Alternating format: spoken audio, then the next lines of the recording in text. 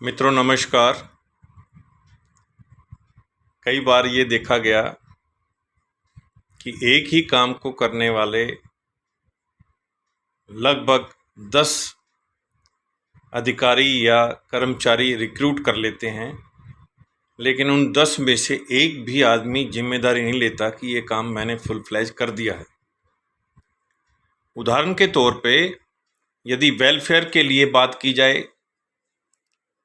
या एडमिनिस्ट्रेशन की बात की जाए या ग्रीवेंस हैंडलिंग की बात की जाए, जिससे पूछो मैं यहाँ कस्टमर केयर में हूँ, मैं यहाँ वेलफेयर में हूँ, मैं यहाँ आफ्टर सेल सर्विस देख रहा हूँ, मैं यहाँ का प्रोजेक्ट हेड हूँ, लेकिन जब जिसके बारे में बात की जाए वो वहीं पे जवाब देता है, साहब ये बात तो मुझे नहीं मालूम, ये तो ऊपर वालों को पता है।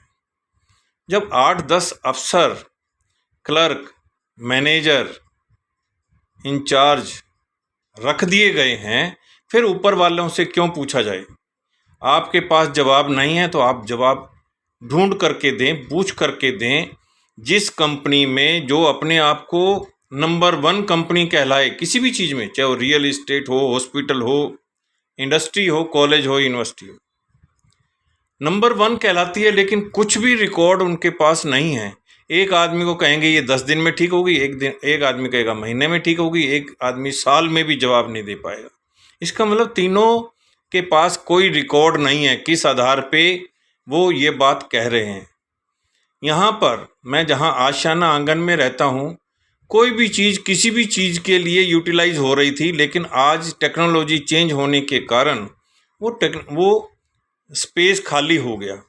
जहाँ भी खाली होता गया वहाँ स्क्रैप है, रद्दी है, कूड़ा करकट है, कचरा है, वो वहाँ भरते जा रहे हैं।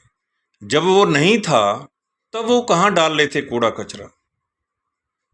किसी से भी पूछो। मैं यहाँ फ्लैट की सेल सर्विस देखता हूँ, जो देखता है उसके पास रिकॉर्ड नहीं, जो नहीं देखता है वो ताले तोड़ देता है कि साहब मेरे पास तो पता ही नहीं था, मैंने ये समझा कि ये खाली है। समझा क्यों? जब तुम्हारा काम ही नहीं था तो आपने ये काम किया ही क्यों? अक्सर देखने में आया जिसका जो काम नहीं है वो कर तो देता है, फिर बाद में केवल वो माफ़ी मांगने वाला मैनेजर बन जाता है। केवल वो माफ़ी मांगने के लिए, काम कोई भी गलत करे इससे माफ़ी मंगवा दो, वो मूजबानी मांग के देखेगा, मान गया तो ठीक, नहीं तो मेल से कर देगा। मेल से भी नहीं माना तो फिर वो चक्कर लगा रहा है। जिस काम के लिए रखा गया था वो उस समय अगर कर दिया होता, ना चक्कर लगाना पड़ता, ना माफ़ी वाले मैनेजर कहलाता। मेरे कहने का अभिप्राय, उदाहरण के तौर पे सीसीटीवी कंट्रोल रूम था कहीं, वो कंट्रोल रूम हटके सिक्योरिटी पे आ गया, वो कंट्रोल रूम खाली हो गया, वहाँ भी कूड़ा डाल दिया। एलपीजी सिलेंडर होते थे, फिर पाइपलाइन आ गई, जहाँ एलपीजी सिलेंडर रखते थे वहाँ 4-5 थे, चारों पांचों में कूड़ा भर दिया।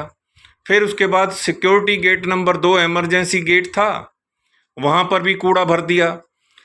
जब हम उससे कहते हैं कि ये सिक्योरिटी गेट खुलवा दो क्योंकि वहाँ सड़क बन रही है, वहाँ बूम नहीं है, वहाँ सीसीटीवी कैमरे नहीं हैं, 10-15 साल से अगर नहीं है तो कौन लगाएगा? टॉयलेट अगर बंद पड़े खुल जाएं तो बोला जी इसमें टूटी नहीं है, इसमें सिस्टम नहीं है, इसमें पोर्ट नहीं है, इसमें बल्ब नहीं है। जब आपको मिले थे, जब तो वो पूरा का पूरा कंप्लीट सेट मिला था, वो चोरी अगर हुआ तो कस्टोडियन तो आप, आशियाना मैनेजमेंट, एएमएस, तो वो चोरी हुए तो किसकी देखरेख में हुए? कौन जिम्मेदार? और उसका पैसा रेजिडेंट से ले लिया जाए या कस्टमर से ले लिया जाए। ये बेवकूफ़ कब तक बनाएंगे?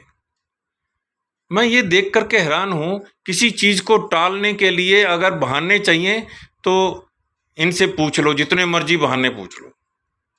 सर्दी चलेगी तो ये काम सर्दियों में होगा, गर्मी चलेगी तो ये कहेंगे ये गर्मियों में होगा। यानी सालों तक का उनके पास कोई हिसाब किताब, खाका, पैमाना, रोड मैप है ही नहीं। अब जब वो कोर्ट कचहरी से जीत जाते हैं केस, कस्टमर या उसका कंज्यूमर फोरम से जीत जाते हैं, तब उनके पास सारा रिकॉर्ड आ जाता है। फिर तो वो कई कई महीनों तक केवल और रिकॉर्ड बनाने में लग जाते हैं। एक सिक्योरिटी गार्ड, सिक्योरिटी के बाद फिर सीनियर गार्ड, फिर सुपरवाइजर, सुपरवाइजर के बाद इंचार्ज, फिर जोनल इंचार्ज, लेकिन वो सारे मिलकर के ये नहीं बता पाते कि एक टावर में कितनी व्हीकल्स, कितनी गाड़ियां इस टावर वालों की हैं। उसके लिए सालों लग जाते हैं। अभी 1 हफ्ता और दे दो, 15 दिन और दे दो, हमें पूछा नहीं, हमने देखा नहीं। तो फिर करते क्या है? हर काम के लिए टालने के लिए उनके पास समय ही समय है। करते क्या है? हिसाब मांगो, हिसाब नहीं है। काम मांगो, काम नहीं है। रिपेयरिंग मांगो, रिपेयरिंग नहीं है। तो ये सारी चीज़ें अगर नहीं हैं तो फिर आप हमारा पैसा जो दिया हुआ है वो खर्च कहाँ कर रहे हैं? उसकी कॉस्ट कहाँ जा रही है? बजट में पास करते हैं 34 टावरों में 34 टॉयलेट, उसके इतना खर्चा, लेकिन चल नहीं रहे थे 5 भी। तो बाकी 29 टावरों का पैसा कौन ले रहा था, कौन खा रहा था? इसी तरह से सिक्योरिटी गार्ड है। सिक्योरिटी गार्ड मान लो हमें 30 चाहिए, 10 आ रहे हैं तो भी आप 30 का पैसा ले रहे हो, और 15 आ रहे हैं तब भी वो पैसा किसकी जेब में जा रहा है? किसी की फुल एंड फाइनल होना है, चाहे वो वाइट वॉशिंग का हो, सिक्योरिटी का हो, या किसी और कॉन्ट्रैक्टर का, कभी भी उससे यही नहीं पूछते आपका सारा काम हो गया नहीं होगा, चलो चेक कराओ। जब चेक नहीं होगा तो फिर कंप्लेंट आएंगी और फिर आप मुंह छिपाते फिरते हैं। आपका सिस्टम खुद का गलत और लोगों को बेवकूफ़ बनाते हैं।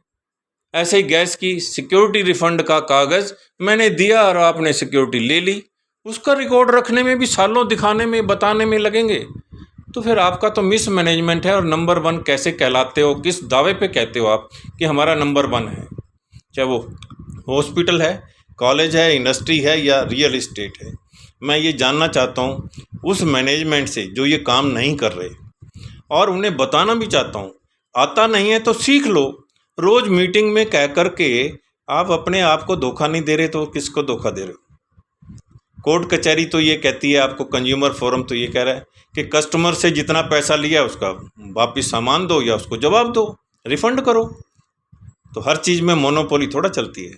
आज ज़माना बदल चुका है। आपका एक एक रिकॉर्ड, आपकी एक एक हिसाब किताब कागज़ों में, रिकॉर्ड में, वीडियो में, मेल में, सब जगह रिकॉर्ड हो रहा है। आप ज़्यादा दिन तक बेवकूफ़ नहीं बना सकते। इसलिए कोशिश करो, जो मेहनत बाद में करते हो अननेसेसरी की, वो समय पहले उसको करो, तभी तो हम अच्छी मैनेजमेंट कहला पाएंगे और अपना प्रोडक्ट भी बेच पाएंगे।